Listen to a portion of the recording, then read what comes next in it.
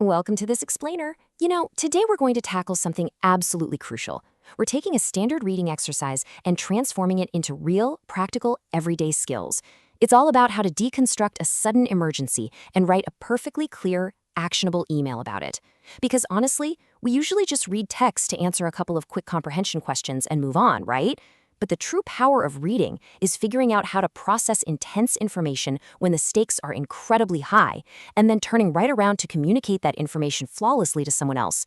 And that is exactly what we're breaking down today. So imagine this for a second. If you had to message someone right in the middle of a sudden, unexpected emergency, what is the very first thing you'd say just to grab their attention? Have you ever had to communicate urgent news really, really fast? When our adrenaline is pumping, it is so easy for our words to become jumbled, confusing, or just way too wordy. The real challenge here isn't simply knowing what just happened, it's knowing exactly how to relay that to someone else who might be right in the middle of their busy day, completely oblivious to the crisis unfolding. All right, let's take a quick look at our roadmap for today. First, we'll cover the emergency phone call. Second, getting the facts straight. Third, structuring the perfect email. And finally, number 4, the golden rules for writing. Section 1, the emergency phone call, breaking down the scenario. Okay, let's kick things off with the initial incident, the spark for our entire communication lesson today. We really have to understand the human element here, that raw scenario, before we can even think about writing a single word down. Just feel the narrative tension we're looking at. The source text gives us this highly stressful family situation.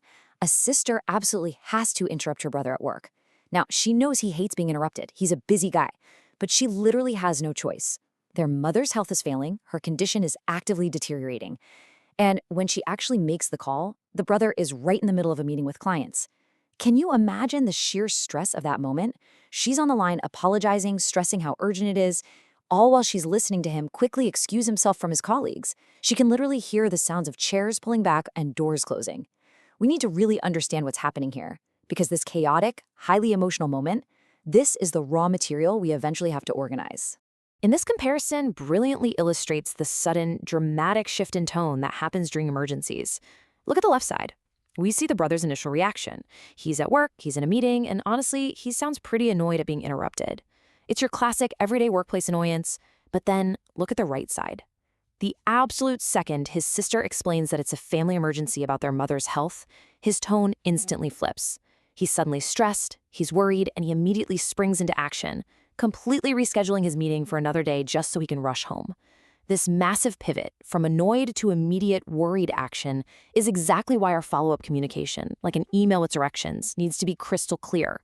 His mind is racing 1,000,000 miles a minute now. He needs straight facts, absolutely no fluff. Moving on to Section 2, getting the facts straight, extracting the vital information. So before we can type out a clear message about what just happened, say to another family member who needs to come help, we've got to gather our facts and isolate the truly critical details from that panicked phone call.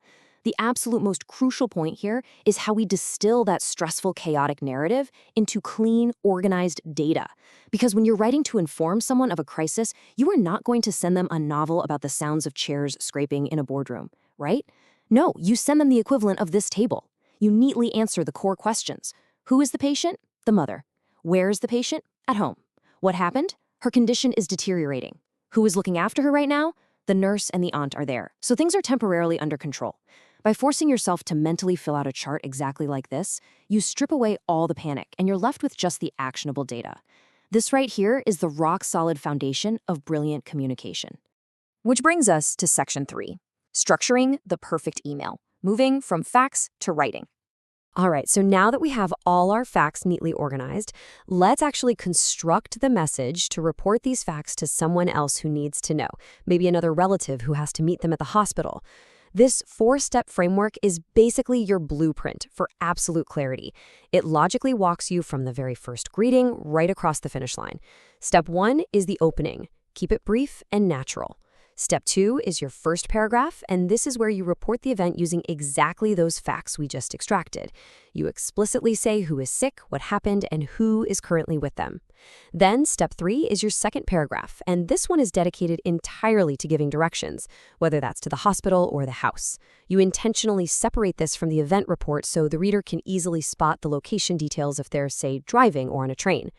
Finally, step 4 is signing off. Let me tell you, if you stick to this rigid 4-step structure, you will literally never write a confusing message again, no matter how panicked you might be feeling. And finally, Section 4, Golden Rules for Writing, the secret codes for clear communication. Now, having the right structure is fantastic, but it's really only half the battle.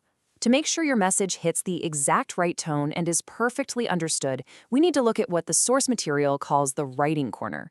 This section gives us a few specific rules that act like secret cheat codes for perfect communication. These remind us to keep our tone conversational while keeping our facts strictly accurate. First and foremost, check your facts and report them accurately. I mean, in an emergency, given a wrong address or an incorrect name can cause massive, massive issues. Second, write exactly as if you were speaking directly to the person. That means using informal language and contracted forms, so use I'm instead of I am or we've instead of we have. Why does this matter? Because honestly, nobody wants to read a formal, stiff academic essay during a family emergency. It feels totally unnatural and actually makes the situation feel more alarming. And finally, open and sign off in an appropriate, familiar way. A simple hi, hello, best, or see you soon goes a long way to maintain that much-needed personal connection when you're delivering stressful news. And that actually brings us to a very specific, super helpful linguistic tool for that crucial second paragraph we talked about earlier. When you're typing out those directions to the hospital or the house, you have to use clear, direct imperatives, just like these examples here. Take a left, turn right at the lights, go straight down the avenue. Think about it. When someone is super stressed out, maybe even crying or totally panicked behind the wheel of a car, they literally do not have the cognitive bandwidth to decode complex, flowery sentences. Short, sharp, imperative verbs make sure there is absolutely zero confusion on where to go. You just tell them exactly what to do, step by step. Well, as we wrap up this explainer, I want to leave you with a quick challenge. Take a memorable event that happened to you recently. It definitely doesn't have to be a real emergency. Maybe just a surprising encounter you had or a sudden change of plans. Test yourself by mentally mapping out how you'd write an email about it using our golden 4 steps. Can you quickly extract the who, the what, and the where? Can you organize it into a brief opening, an event report, clear directions, and a warm sign-off? Practicing the structure when the stakes are low is exactly how you build up that mental muscle memory, so you can communicate flawlessly when the stakes are high.